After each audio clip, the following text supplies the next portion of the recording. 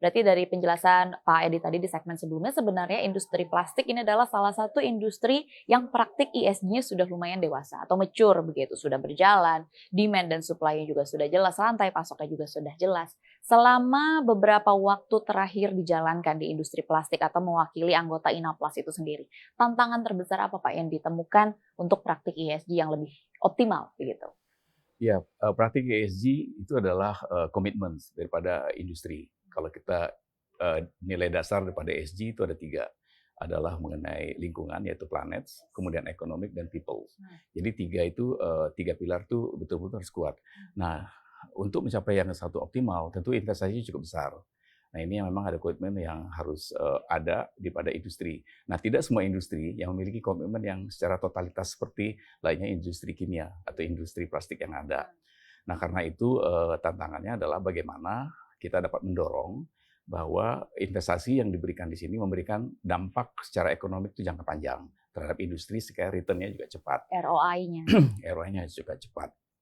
Karena itu perlu dukungan dari pemerintah terkait juga dengan insentif, perbankan juga memberikan effort mengenai green financing dan sebagainya.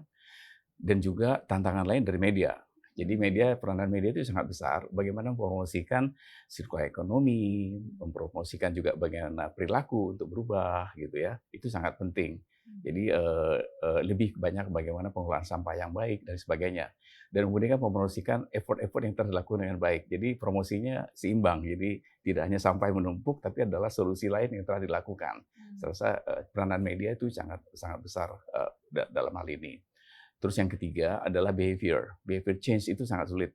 Karena kita pengalaman mengolah sampah lebih kurang 7 tahun gitu di industri kita. Yang paling sulit itu merubah perilaku. Karena kita harus siapkan dulu infrastrukturnya, kita harus edukasi, kemudian set solusinya, kemudian tentu ada return-nya apa biasanya gitu. Dia kan ada perlu return. Dan kepastian pasar. Jadi biasanya kita pastikan semua itu lengkap sehingga mereka terdorong untuk melakukan secara konsisten. Jadi tidak berupa event, tapi ada konsisten berkelanjutan dan berkepanjangan.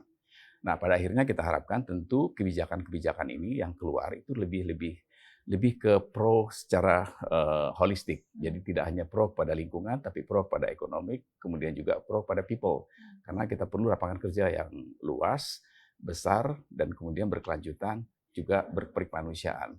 Saya rasa itu yang kita harapkan dari effort ESG yang kita lakukan. Oke, kalau kita bicara berkaitan dengan ESG juga begitu Pak, mungkin ya tadi seperti yang sudah Anda jelaskan, kalau di plastik ini kan sebenarnya sudah cukup dewasa, tapi kan kita tahu bahwa ESG hampir di semua sektor ini adalah bicara berkaitan dengan advanced technology begitu. Ini kan adalah 1 atau 2 atau 3 tahap lebih ekstra dibandingkan dengan operasional yang lebih konvensional begitu ya. Apakah memang sumber daya manusia yang lebih advance ini juga menjadi tantangan di industri plastik, Pak? Kalau di industri plastik, relatif supply SDA-nya cukup baik. Karena seperti di industri kimia, minimal yang ada di sana itu adalah diploma.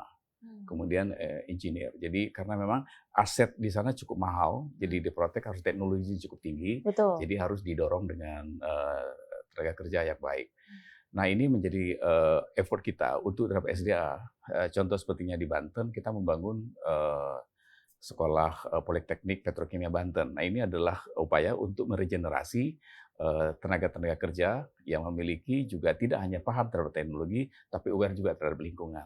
Jadi mereka di-equip dengan sekian lengkap, sehingga nanti pada waktu mereka bekerja, mereka sudah orientasinya tidak hanya teknologi, tapi juga orientasi pada lingkungan. Oke. Oke, baik. Kalau untuk ESG di Inaplas sendiri untuk anggota-anggotanya rata-rata menggunakan indikator keberhasilan apa, Pak? Mungkin di tahun 2026 ini kira-kira target apa yang paling dekat untuk dicapai? Beberapa indikator yang dilakukan, biasanya kami ada pengukuran dari pemerintah, baik dari KLH, ya, bagaimana dampak emisinya, kemudian juga industri hijaunya dari Kementerian Perindustrian. Jadi biasanya ada ukuran-ukur tertentu sesuai dengan proper maupun industri hijau. Jadi itu yang kita betul-betul patuhi dan taati.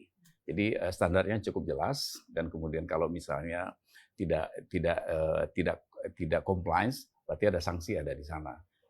Jadi mulai dari bahan bakunya, mulai dari prosesnya, mulai dari gas buangnya, mulai dari bagaimana penggunaan energi baru terbarukan, bagaimana impact sosialnya kita, CSR-nya kita, gitu ya. semua terukur. Bagaimana eko-inovasi, bagaimana juga social innovation yang kita lakukan, dan pas itu kita ukur. Namanya itu kalau di sana itu namanya SROI. Jadi adalah pengukuran terkait dampak daripada social impact yang dilakukan. Biasanya rata-rata SROI-nya di atas 1,5, biasanya itu cukup tinggi. 1,5 adalah satuan ratio yang dampak terhadap yang dikeluarkan dengan dampak yang dihasilkan terhadap masyarakat. Gitu.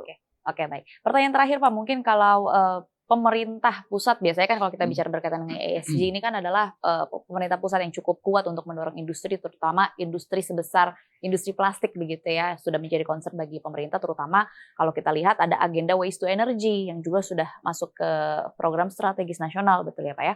Nah, kira-kira kalau dari industri sendiri atau mewakili anggota INAPLAS, dukungan seperti apa yang diharapkan oleh pemerintah, meskipun tadi sudah disinggung sedikit ya Pak, misalnya mendorong perbankan dari green financing atau insentif lain, tapi sebenarnya kalau secara jangka pendek tahun 2026, dukungan strategi seperti apa yang diekspektasikan pemerintah lakukan untuk INAPLAS? Secara market, INAPLAS melihat terus tumbuh dan besar market Indonesia, dan juga ini adalah peluang buat tumbuh. Karena itu kita harapkan pemerintah tetap konsisten dapat membantu industri ini tumbuh dengan baik. Kemudian market juga terus terkelola sehingga daya beli juga semakin baik. Berarti menjaga ekonomi secara makro juga sangat penting. Sangat penting, dan kemudian pengendalian barang impor tentu ya. Pengendalian barang impor. Ya, karena yang tanggung jawab total lokal juga, bukan impor. Jadi saya rasa perlu keseimbangan secara maksimal. Tentu pemerintah kita harapkan memberikan kebijakan-kebijakan yang positif untuk melindungi industri. Ya.